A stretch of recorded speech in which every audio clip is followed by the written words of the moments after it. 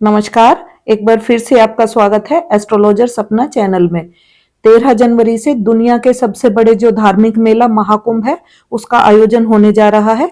इस बार ये मेले का आयोजन प्रयागराज उत्तर प्रदेश में किया जाएगा। ये मेला मकर संक्रांति यानी 13 जनवरी से शुरू होगा और 26 फरवरी महाशिवरात्रि वाले दिन इस मेले का समापन हो जाएगा।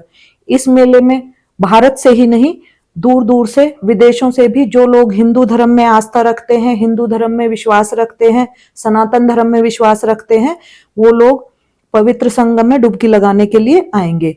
तो आज की वीडियो में हम चर्चा करेंगे कि कुंभ की शुरुआत कब हुई, कितने तरह के कुंभ होते हैं और इस साल रहने वाला जो महाकुंभ है वो इतना स्पेशल क्यों है। साथ ही हम जानेंगे इस महाकुंभ की जो प्रमुख तिथियां हैं यानी शाही स्नान की तिथियां कौन कौन सी हैं, हमें स्नान किस समय करना चाहिए और उसके बाद जो लोग नहीं महाकुंभ या कुंभ में आ सकते वो कैसे इसका फल प्राप्त करें।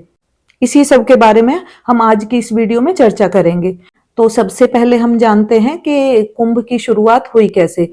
कुंभ की शुरुआत के विषय में वैसे तो बहुत सारी धार्मिक कथाएं मिल जाती हैं, पर इनमें से जो सबसे प्रसिद्ध जो कथा है वो है समुद्र मंथन की कथा।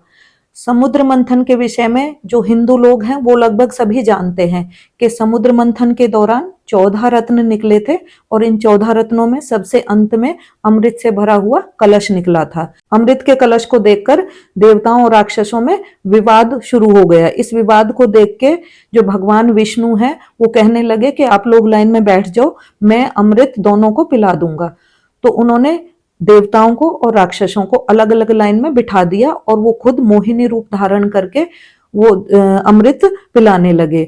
तो इसमें उन्होंने अमृत पिलाने की शुरुआत जो की वो करी देवताओं की तरफ से। अब जो राक्षसों में एक राहु नाम का राक्षस था, उसने देखा कि ये तो देवताओं की तरफ से शुरुआत हो गई है, इस तरह हमारी तरफ आते आते तो अमृत खत्म हो जाएगा। तो वो भेष बदलकर देवताओं की तरफ जाके बैठ गया।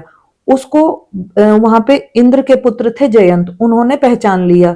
तो वो नहीं चाहते थे कि कोई भी जो राक्षस है वो अमृत को पिए और अमर हो जाए। तो उन्होंने क्या किया कि वो जो अमृत से भरा हुआ कुंभ था उसको लेकर वहां से भाग निकला। अब इस तरह से देवताओं और राक्षसों में युद्ध शुरू हो गया, छीना झपटी शुरू हो गई उस जो अमृत से भरे हुए कुंभ को लेकर। इस लड़ाई झगड़े में, ये लड़ाई झगड़ा जो था ये लगभग 12 दिव्य दिन चला। अब इनमें एक दिव्य दिन जो होता है हमारे यानी मनुष्यों के 1 वर्ष के बराबर होता है। तो इस तरह से जो ये लड़ाई चली थी ये चली थी 12 वर्ष तक। इस छीना झपटी में अमृत कलश में से कुछ बूंदें पृथ्वी पर गिरी थी। वो गिरी थी प्रयागराज में, हरिद्वार में, नासिक में और उज्जैन में। तो इस तरह से इन 4 स्थानों पर कुंभ मनाया जाता है।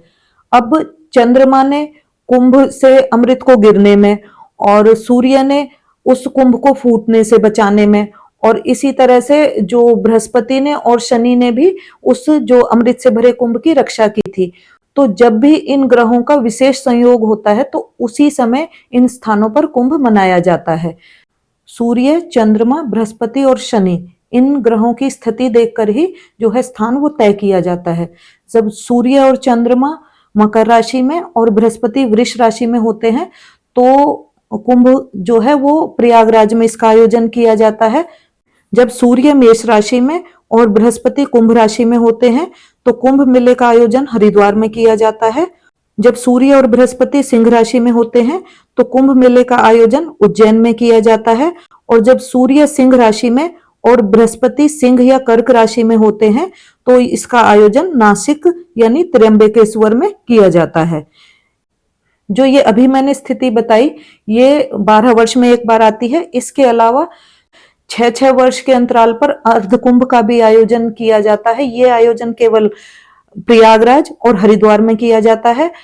अब की बार जो ये मेले का आयोजन प्रयागराज में होने जा रहा है, ये मेला 12 पूर्ण कुंभ होने के बाद, 12 पूर्ण कुंभ होने का मतलब है 12 × 12 यानी 144 साल बाद इस तरह के मेले का आयोजन होता है। हम अपनी इस जीवन में तो दोबारा इस तरह का मेला नहीं देख पाएंगे। तो इसलिए आप कोशिश करें मेले में जरूर जाएं और ये महाकुंभ लगभग 45 दिनों तक चलेगा। वैसे तो महाकुंभ के दौरान किसी भी दिन संगम में स्नान किया जा सकता है, परंतु फिर भी कुछ तिथियां जो कि शाही स्नान की तिथियां हैं वो ज्यादा इंपॉर्टेंट रहेंगी।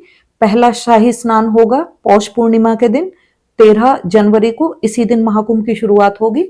दूसरा शाही स्नान होगा 14 जनवरी को मकर संक्रांति के दिन। तीसरा शाही स्नान होगा 29 जनवरी को मौनी अमावस्या के दिन। चौथा शाही स्नान होगा बसंत पंचमी 3 फरवरी को, और पांचवा शाही स्नान होगा माघी पूर्णिमा के दिन 12 फरवरी को, और छठा शाही स्नान होगा 26 फरवरी महाशिवरात्रि को, और इसी दिन ये जो महाकुंभ मेला है वो समाप्त हो जाएगा।